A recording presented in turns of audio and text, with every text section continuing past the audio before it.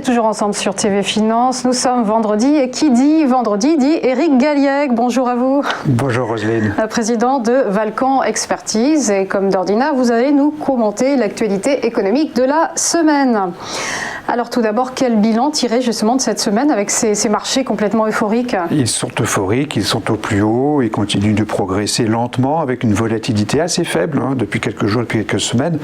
Ils sont stabilisés, stationnés pas loin des plus hauts historiques ou au plus haut historique aux États-Unis, au plus haut depuis 20 ans en France, avec un CAC 40 qui a progressé d'0,5% à peu près, et un S&P 500 qui est en très légère hausse.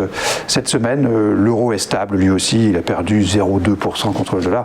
Il reste entre 1,21,5 à peu près contre le dollar. C'est une position stable depuis quelques semaines. Alors Éric, on va s'arrêter un instant sur un premier fait d'actualité, l'inflation aux États-Unis. Les chiffres de mai sont tombés hier. C'est un chiffre très important. À nouveau, il a créé moins de remous que le mois précédent, puisque le mois précédent on était à 4,7, on est à 5%. Ce mois-ci, c'est quand même quelque chose d'important, évidemment, voire de très important, supérieur aux attentes du marché qui attendait 4,7% et supérieur donc au mois précédent. Donc c'est une inflation qui est plus forte que prévu. Elle est néanmoins considérée comme transitoire, c'est-à-dire qu'elle est peut-être ou probablement en train d'atteindre ses plus hauts maintenant et devrait rebaisser, ce qui a induit donc une réaction plutôt favorable des marchés, ce qui est quand même assez surprenant, car 5% c'est quand même 5% sur un an. C'est quand même une hausse des prix de 5% qui intègre des éléments volatiles, on l'a suffisamment dit, mais hors ces éléments volatiles, on est quand même à 3,8%. Donc l'inflation aux États-Unis, ça reste un sujet avec un consensus très positif sur le côté transitoire du phénomène, mais justement un potentiel de déception à terme qui est quand même, à mon avis, considérable. Alors Éric, hier il y avait un deuxième grand rendez-vous, celui de la BCE, réunion sans surprise, statu quo, la BCE poursuit sa politique généreuse. Oui, c'est un constat, qui était sans surprise, mais qu'on considère comme faisant partie des éléments qu'on peut mettre en avant cette semaine, parce que, à nouveau, nous sommes assez surpris de voir une politique monétaire aussi généreuse, alors que l'économie est sur des rails, et sur les rails de la croissance désormais, que certes les capacités de production sont encore inemployées en Europe, qui a 3,5 millions de chômeurs de plus par rapport à la situation d'avant la crise. Néanmoins, la situation se redresse. Et d'ailleurs, la BCE et Madame Lagarde a annoncé une révision en hausse des anticipations et de croissance et de prix, avec une inflation de 1,9 cette année, de 1,5 l'année prochaine. 1,5, c'est quand même plus favorable que ce qu'on avait imaginé et que ce qui était prévu, et pourtant la politique monétaire ne change pas,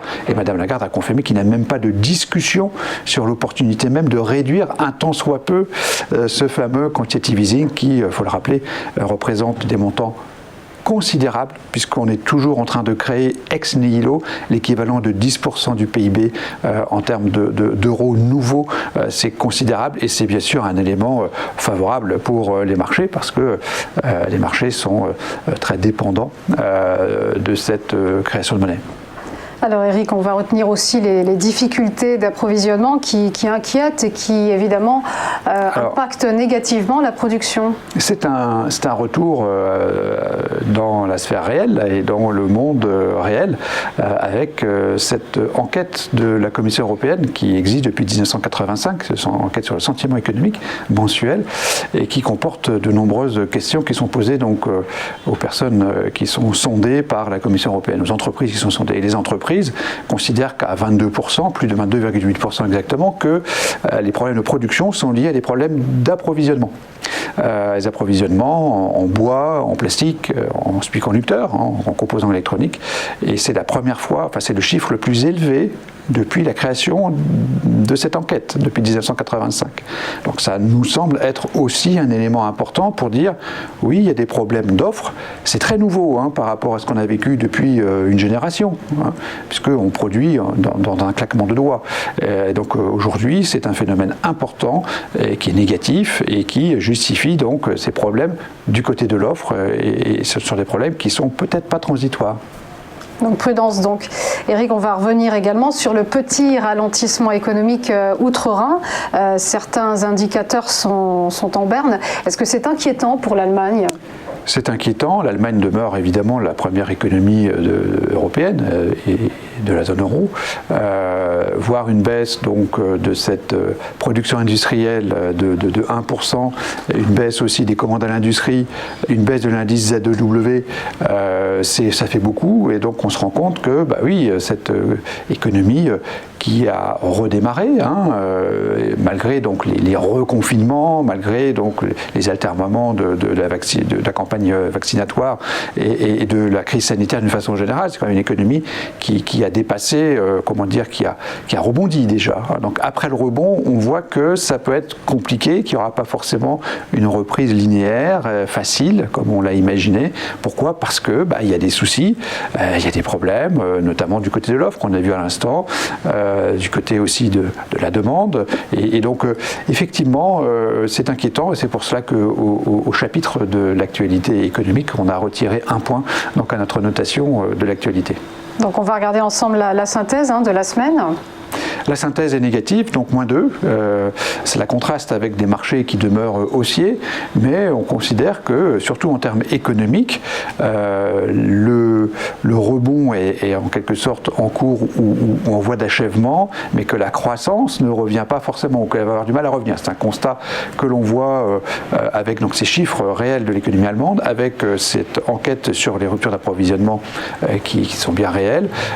Donc c'est 2 points négatifs. On y rajoutera donc cette inflation que le marché oublie très très vite en considérant qu'elle est transitoire, mais c'est quand même une perte de pouvoir d'achat pour le consommateur, 5%, et donc possiblement des demandes de hausse de salaire aussi. Donc voilà, ça on oublie, mais c'est un élément négatif. Le seul point positif, c'est la réaffirmation donc, de la création de monnaie par la Banque Centrale Européenne.